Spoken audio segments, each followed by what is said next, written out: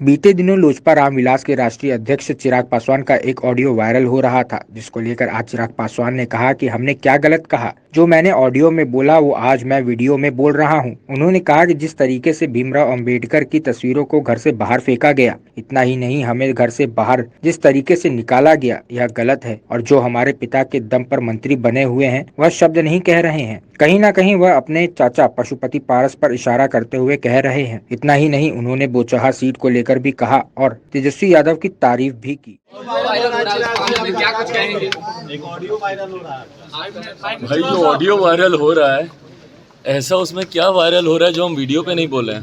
भाई नीचे करो माइक सब। जो बातें हम आप सबके कैमरे पे पिछले 3 दिन से बोल रहे हैं, वही बात तो हम ऑडियो में भी बोल रहे हैं। तो दोनों में वायरल हो रहा है, इसमें इतना परेशान होने की कोई बात ही नहीं है। शब्दावली हमारी सेम है और यही बातें कल हम हाजीपुर भी गए थे, वहाँ पर भी एक समारोह में भी यही बातें हम वहाँ पर भी रख के आए हैं। भाई, जो सही है वो सही है, जो गलत है वो गलत है। केंद्र में जो मंत्री बैठे हैं, जिनकी कृपा से आदरणीय चाचा जी पशुपति कुमार पारस जी केंद्र सरकार में वो मंत्री हैं, उसी सरकार की फैसले की वजह से जिस तरीके से महापुरुषों का अनादर हुआ, मेरे पिता मेरे नेता स्वर्गीय रामविलास पासवान जी की तस्वीरों को बाहर फेंका गया। भाई, हम तो दोपहर में ही घर से निकल गए थे। उसके बाद जिस तरीके से उनकी तस्वीरों को फेंका गया, पांव तले उनको रौंधा गया, मेरे माता पिता के बिस्तर के ऊपर जूते चप्पल पहनकर, भाई घर खाली कराएं, कोई दिक्कत नहीं है। मैंने बार बार इस बात को बोला है कि अगर आप नहीं करवाते तो 2 दिन में, मैं तो भाई एक रात पहले घर खाली कर ही रहा था ना, 29 तारीख रात को, तो मैं तो वैसे ही घर खाली कर देता। बट घर खाली कराने का एक तरीका होता है। इस तरीके से महापुरुषों का अपमान कर कर, और उस अपमान पर जो लोग खामोश हैं, तकलीफ मुझे उस बात की है जो लोग खामोश है। भाई, कई ऐसे विरोधी हैं जिन्होंने मुझे व्यक्तिगत तौर पर फ़ोन किया है, कम से कम उन्होंने अपनी संवेदना तो प्रकट की। भाई, जनता दल यूनाइटेड के भी बहुत लोग हैं, बहुत इनके नेता हैं जिन्होंने मुझे फ़ोन करके बोला कि ये तरीका सही नहीं था, जो कि स्वाभाविक है, प्रक्रिया से ऐतराज़ नहीं, पर तरीका गलत था। भाजपा के कई हैं जिन्होंने किया, मैं धन्यवाद दूंगा तेजस्वी जी का, उनकी पार्टी का। मैं कांग्रेस के तमाम लोगों का धन्यवाद दूंगा कि कम से कम उन्होंने जिस तरीके से, भाई संविधान निर्माता उनकी प्रतिमाओं को खंडित किया गया, मेरे घर के कोने कोने में ऐसे महापुरुषों की तस्वीरें, मूर्तियां लगी हुई थी, जिस तरीके से उसको सड़क पर फेंका गया, उस पर जिस तरीके से केंद्र सरकार में मौजूद मंत्री, जो स्वयं रामविलास पासवान जी के नाम पर मंत्री बने हुए हैं, भैया और क्या आधार था उनका मंत्री बनने का, बताएं मुझे। आपके भाई अपने आप को स्वतः उत्तराधिकारी वो घोषित करते हैं, और उसके बाद आज जब उनके भगवान जिनको वो कहते थे, उनके मंदिर को जब ध्वस्त किया गया है, उस पर वो इस तरीके से खामोश है, सिर्फ एक मंत्री पद के लालच में ना, कि भाई हम ज़्यादा कुछ बोलेंगे कुछ करेंगे तो हमको मंत्री पद से हटा देगा। भाई, ऐसे कितने मंत्री पद को हमारे नेता ने लात मारी, ठोकर मारी। मैंने स्वयं ने 2020 में, अगर मैं नतमस्तक रहता इन लोगों के सामने, तो आज मैं स्वयं मंत्री होता। पर मंत्री बनने का लालच ना मुझे है, ना मेरे परिवार में किसी को है, ना मेरे पिता को कभी रहा था।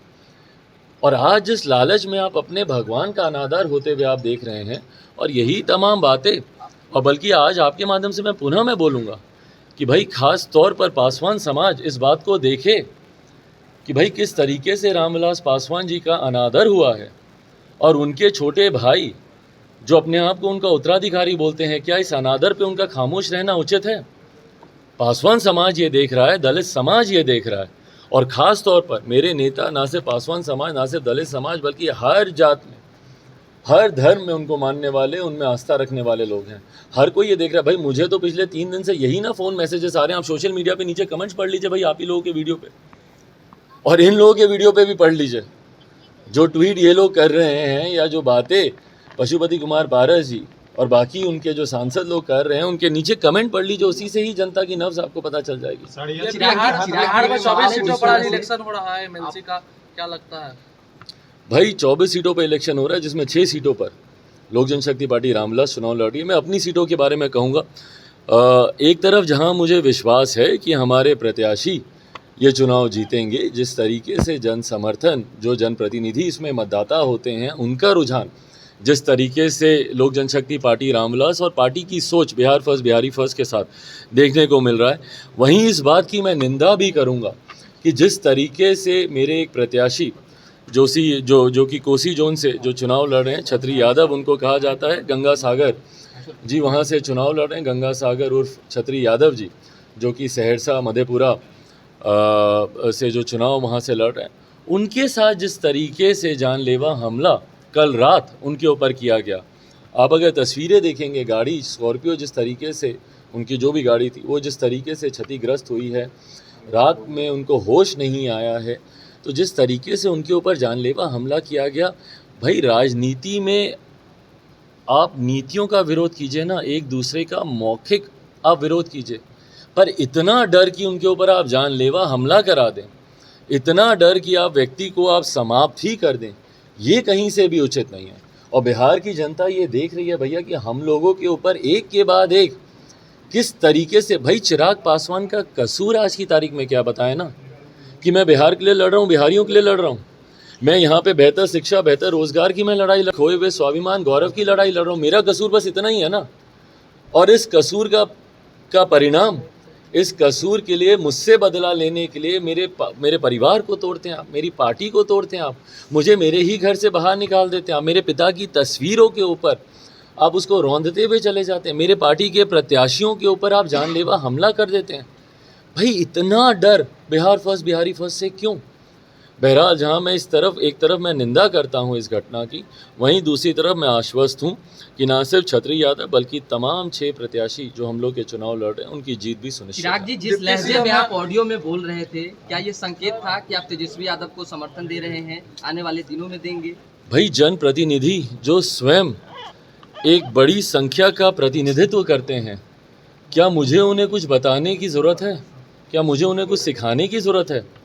जागरूक मतदाता हैं वो खुद एक बड़ी संख्या का प्रतिनिधित्व करते हैं, मुझे उन्हें ना कुछ बताने की ज़रूरत है। मैं उनके साथ उस ऑडियो में या आज आप सबके माध्यम से मैं सिर्फ उनके साथ अपने दुख अपनी वेदना को साझा कर रहा था। उनसे मैं ये बात कह रहा था कि क्या ये जायज़ है कि रामविलास पासवान की तस्वीरों को जूते चप्पल पहन के रौंदा जाए? क्या ये उचित है कि डॉक्टर बाबा साहब भीमराव अंबेडकर जिनके आधार पर आज देश चल रहा है, भारत की संसद चलती है, उनकी प्रतिमा को खंडित किया जाए? क्या ये बातें उचित हैं? उनसे सिर्फ यही बातचीत कर रहा था, किसी को ये बताना कि आप किसको जाकर अपना मत दें नहीं दें। मुझे नहीं लगता आज की तारीख में ना बिहार की आम जनता को और ख़ास तौर पर इन जनप्रतिनिधियों को जो कि स्वयं बहुत जागरूक ये है। चीजें निकलकर सामने आने लगी आरोप है। लगाया, उन्होंने कहा कि षड्यंत्र के तहत महापुरुषों का अपमान करवाया है। भाई देखिए, उनको बोलिए कि उचित नहीं है इस तरीके से बयानबाजी करना। भाई अभी आप बहुत छोटे हैं उम्र में, आपको जानकारी नहीं है महापुरुषों का अपमान कितना बड़ा अपराध है। भाई जिन्होंने देश को बनाने में, देश के निर्माण में, देश की आज़ादी में, देश के निर्माण में एक अहम भूमिका दी, उनके अपमान पर एक तो आप खामोश रहते हैं और दूसरी तरफ आप इसको षड्यंत्र की आप बात करते हैं। भाई बिहार देख रहा है, गलती आप कर चुके हैं, इस तरीके के बयानबाजी से अपना भविष्य 2024 में 2 साल बचे हैं, सही वक्त क्या लगता है आ गया है आपके लिए कि आप एक बड़ा फैसला ले? राजनीतिक जो परिस्थितियां आपके साथ चल भाई यकीनन रमन, जब सही वक्त आता तो मैं फैसला ले चुका होता। सही वक्त आएगा और लोक जनशक्ति पार्टी रामविलास उचित फैसला गठबंधन को लेकर, मुझे लगता है संभवतः आप सवाल पूछ रहे हैं, इसके निर्माण में एक अहम भूमिका दी, उनके अपमान पर एक तो आप खामोश रहते हैं और दूसरी तरफ आप इसको षड्यंत्र की आप बात करते हैं। भाई बिहार देख रहा है, गलती आप कर चुके हैं, इस तरीके के बयानबाजी से अपना भविष्य 2024 में 2 साल बचे हैं, सही वक्त क्या लगता है आ गया है आपके लिए कि आप एक बड़ा फैसला ले? राजनीतिक जो परिस्थितियां आपके साथ चल भाई यकीनन रमन, जब सही वक्त आता तो मैं फैसला ले चुका होता। सही वक्त आएगा और लोक जनशक्ति पार्टी रामविलास उचित फैसला गठबंधन को लेकर, मुझे लगता है संभवतः आप सवाल पूछ रहे हैं, तो गठबंधन को लेकर मैंने हमेशा इस बात को कैटेगोरिकली ऑन रिकॉर्ड क्लियरली मैंने बोला है, स्पष्ट तरीके से मैंने कहा है कि जब भी चुनाव आएंगे उस वक्त गठबंधन का स्वरूप तय किया जाएगा और उसकी घोषणा की जाएगी। अगर मध्यवर्ती चुनाव की कल घोषणा होती है, मैं आपको गठबंधन के स्वरूप कि मैं घोषणा कर दूंगा। जब भी घोषणा होगी, जब भी अधिसूचना आएगी, इसकी जानकारी दी जाएगी। बिहार के डिप्टी सीएम है तारकिशोर जी, उन्होंने योगी मॉडल को बिहार में लागू कर दिया। भाई योगी मॉडल तो ठीक है, अभी कौन सा मॉडल चल रहा है पहले ये बताए ना। मतलब आप खुश तो नहीं है इस मॉडल से? कौन सा मॉडल चल रहा है अभी? योगी मॉडल अच्छी बात है भैया, आप लाएं योगी मॉडल, बढ़िया मॉडल है उनका, अपराध पे कम से कम नियंत्रण तो पाए हैं।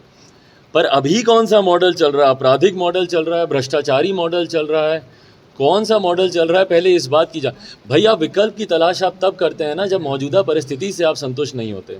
डिप्टी सीएम है आप, तो इसका मतलब आप अपने सीएम के मॉडल से तो कम से कम आप संतुष्ट नहीं है। ये इन्होंने तारकिशोर जी ने योगी मॉडल से नाराजगी है, दिख रही है बीजेपी से नाराजगी है। बोचाम उपचुनाव हुई है, श्याम रजक से मुलाकात हुई है, क्या कहेंगे इस पर?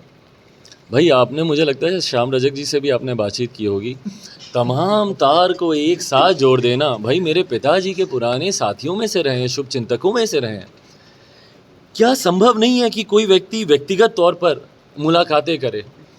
क्या हर मुलाकात के राजनीतिक मायने निकालने ज़रूरी हैं? कि अगर श्याम रजक अगर आए हैं तो इसका मतलब बोचा चुनाव से ही इसको, इस तार को जोड़कर देखा जाए? या अगर मैं तेजस्वी जी की अगर मैं बात कर रहा हूँ, उन्होंने अगर ट्वीट किया है तो इसका मतलब ये है कि भैया जहाँ जहाँ पर मेरे प्रत्याशी खड़े नहीं हैं तो वहाँ पर उनकी पार्टी को मदद की जाए। हर बात के राजनीतिक मायने निकालना मुझे नहीं लगता उचित है। मेरे आदरणीय श्याम रजक जी से पुराने व्यक्तिगत संबंध रहे हैं, मेरे परिवार के संबंध रहे हैं, कई बार उनसे मेरी व्यक्तिगत तौर पर मुलाकातें होती रही हैं। भविष्य के गर्भ में क्या है, ये जब भविष्य सामने आएगा जरूर बताएंगे। एक सवाल इंडिया ने, अगर आपको हमारा वीडियो पसंद आया हो तो इसे लाइक करें, सब्सक्राइब करें और साथ ही बेल आइकन दबाना ना भूलें।